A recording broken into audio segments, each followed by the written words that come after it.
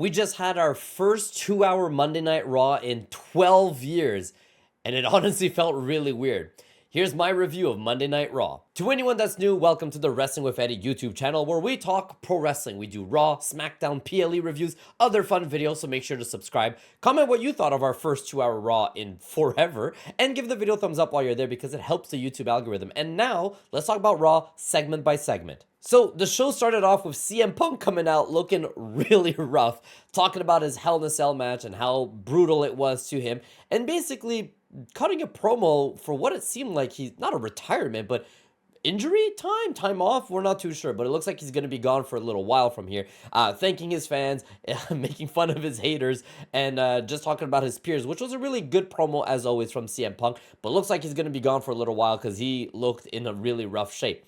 As he was leaving, we got Seth Rollins come out, and we finally got another face-to-face between the two of them, setting up what looks like is going to be a WrestleMania match between the two of them, which I have been craving for this match for a long time, so I'm really liking these small teases.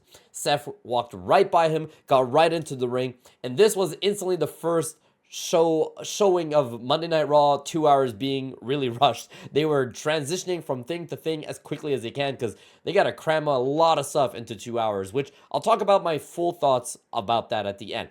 Seth came out, talked about CM Punk, and then immediately focused his time on Bronson Reed, and this is the kind of Seth I like. Super serious, he still had his like Joker laughter and all that, but he did get really serious and called out Bronson for a match anytime, any place. Big thumbs up there, which immediately transitioned into Jey Uso's entrance, which we got a small interaction there between Seth and Jey, and this set up our first match of the night, which was Jey Uso defending his title against Xavier Woods. Now, as Jey Uso was coming out, he got a massive pop, and I want to mention the St. Louis crowd were incredible tonight, being really loud for every single thing, and Jey Uso was definitely their favorite from what I could tell of the night. And his match with Xavier Woods was good. Again, really quick, very short, which is really weird to say. I'm not used to these 2-hour shows, and I used to complain so much about the 3 hours. But now that we got the 2 hours, I kind of missed the 3-hour shows because this match really suffered from having to be felt really rushed through.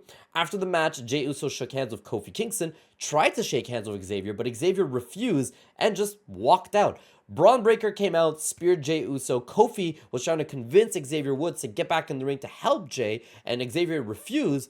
Kofi went in, he got speared, and why not? Braun Breaker did his run around the ring and speared Xavier Woods as well, taking them all out. So I'm not too sure why they did this, because last week they showed Braun Breaker kind of like a face, shook hands with Jey, showed respect, had a face-off with Gunther, and now immediately right back to Jey. So not too sure if this was just a switch or if this is all part of the plan. It felt a little weird considering what we saw from Braun last week, but I'm still a fan of all of this. It just really felt rushed. Speaking of things that felt really rushed, let's talk about the rest of the show where they cut a bunch of backstage promo to really try and cram in as much as they can in this 2 hours. We got Rhea Ripley cutting a promo basically saying she's not done with Liv and Raquel, and I guess they're using the screwy finish that got botched into the storyline.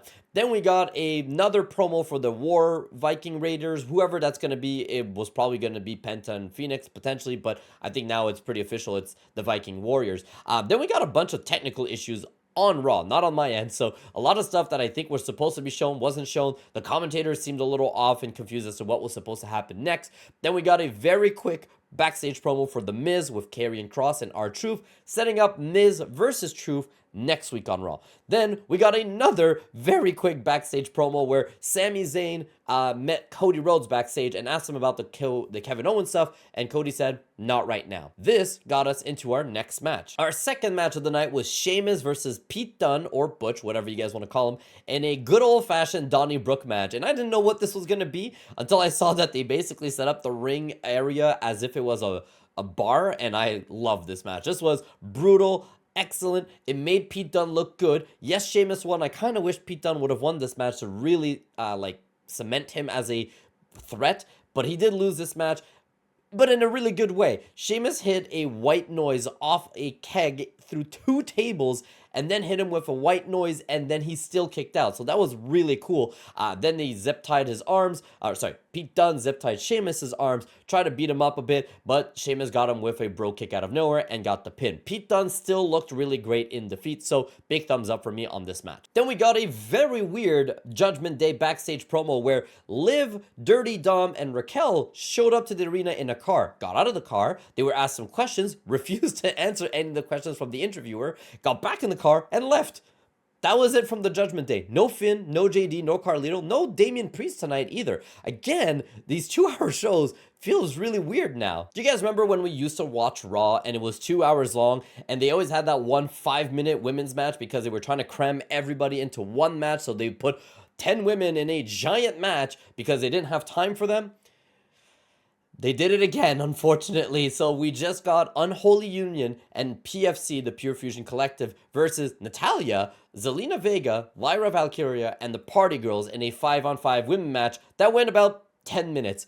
Very unfortunate that this match got the short end of the stick of Monday Night Raw. Again, I feel like it's going to take them some time to really understand how to do it. I know I've been complaining a lot about the 2-hour show, but I'm telling you guys, if you watched it, you compare the last 4 months of 3-hour shows feeling awesome to this one feeling really messy. You could tell they're not used to it. And unfortunately, the women here did not get a moment to shine. And again, for whatever reason, they made Pure Fusion Collective take the loss.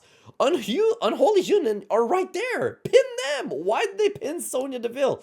Oh my God, they are officially jobbers. I've been saying this every single week. Well, maybe today's the day they can set them up for success. Absolutely not. They still suck. We then got a very quick backstage segment to promote NXT.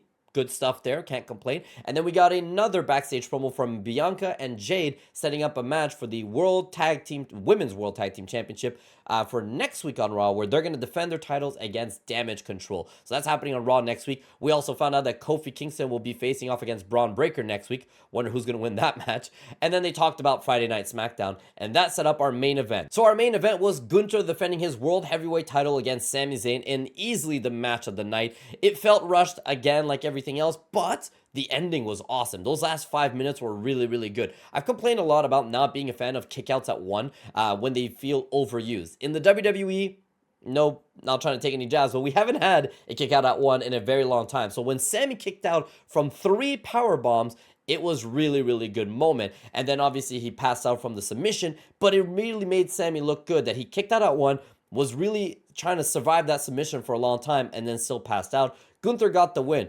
Unfortunately, they tried to set up a Gunther-Cody Rhodes face-off to set up their match for Saudi Arabia, and they cut the feed. So as soon as Cody came out, he was about to raise the title so we'd have that face-to-face, but the feed got cut off immediately. So again, didn't really get to have that moment at the end. And that's my review of Raw. As you guys can probably tell, I wasn't the biggest fan of a 2-hour show, which I never thought I would have said. You would have asked me years ago, I would always say Raw should be 2 hours, not 3.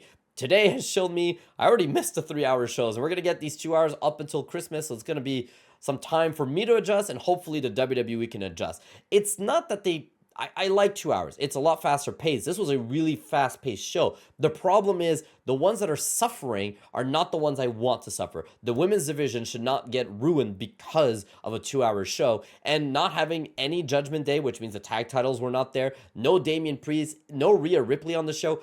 That you know that if this was 3 hours, everyone would have been on it. But now that it's 2 hours, members of the roster are not getting to shine on the show. So very unfortunate. Now, taking away, if I don't compare this to the previous 3-hour shows, this was still a good show. You know, the Punk stuff, the Seth stuff was really good. The main event was really excellent as well. I really liked the Donnybrook match as well. So there was some good stuff. I just wish that, I kind of wish the show was 3 hours so we could have had more of the good stuff. So I want to give this show a 6 out of 10 with potential of this show getting better, or these 2-hour shows just getting better over time, or worse depending on who gets to suffer. If they rotate who's there and who's not there each week, it should be fine.